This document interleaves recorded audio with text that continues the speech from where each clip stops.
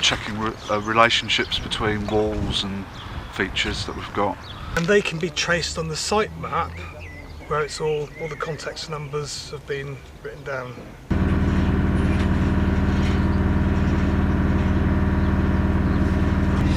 I've got to count. 3, 4, 5, 6.8. 1, 2, 3, 4, 5, 6, 6.8. I'm just making a copy of this drawing so that we can mark on the heights. This drawing is a little crowded. It has the descriptions of the surfaces that we found already and the context numbers on, and it's getting crowded. So we're going to have a copy of it which is much cleaner, so we can put the heights of the different features on.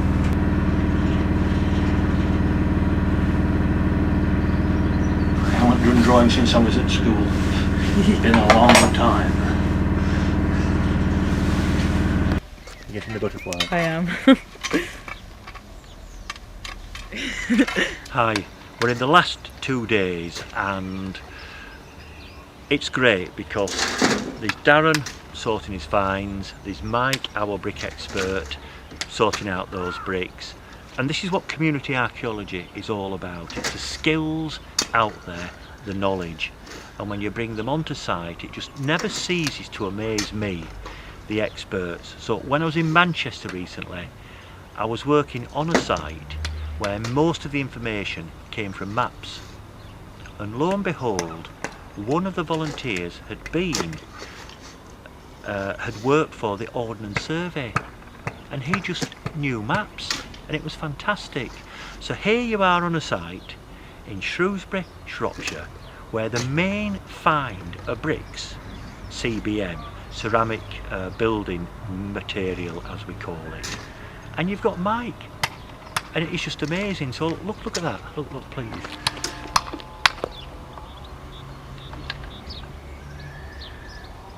This is where he puts a chisel through his foot.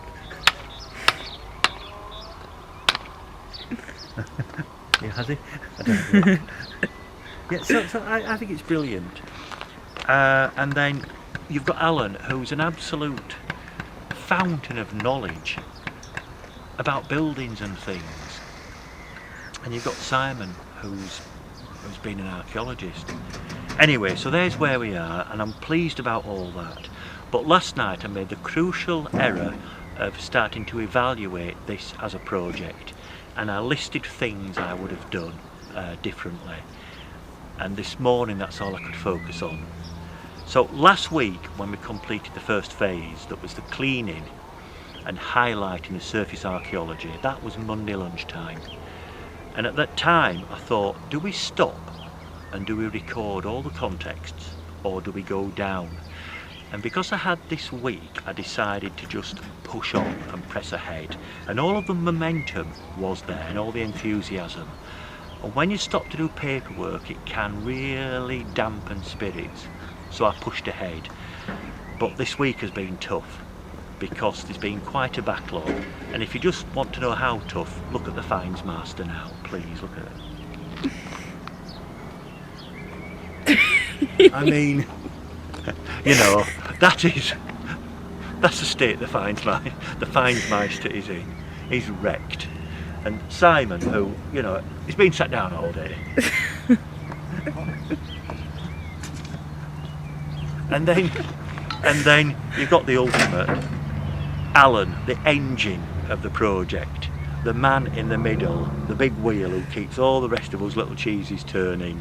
And even though I've said stop, we can't dig anymore on site, look.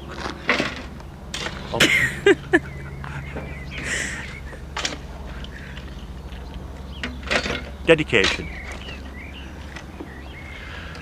Yeah, so it's the first time when I've ever planned to have post-excavation work, and we haven't really done post-excavation. It's been 40% completing the excavation, 60% post-excavation, which is consolidation of the archive, the paperwork, analysis of finds, analysis of bricks, writing sections of the report, which is what Simon's actually doing now. He's writing his contribution to the interpretation.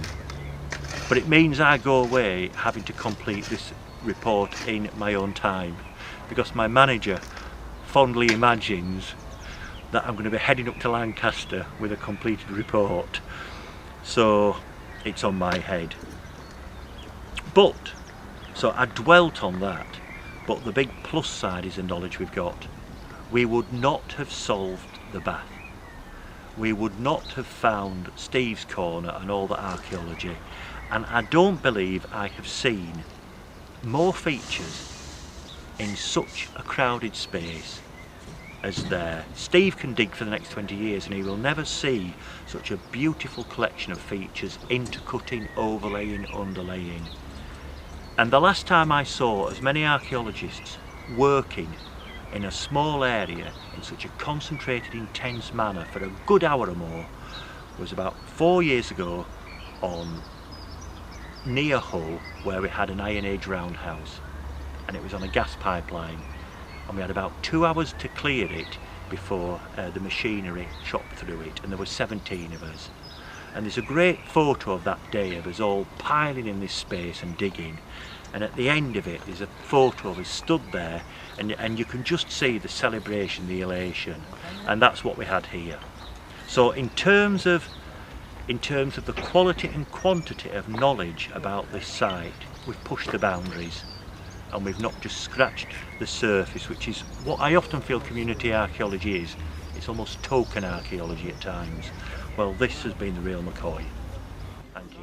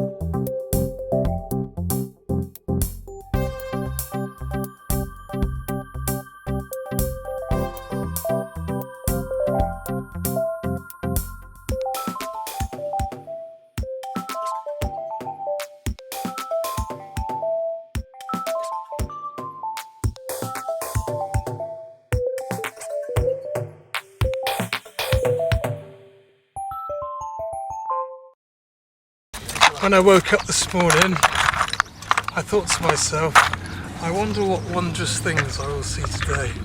And that's a reference from Howard Carter when he found the tomb of Tutankhamun.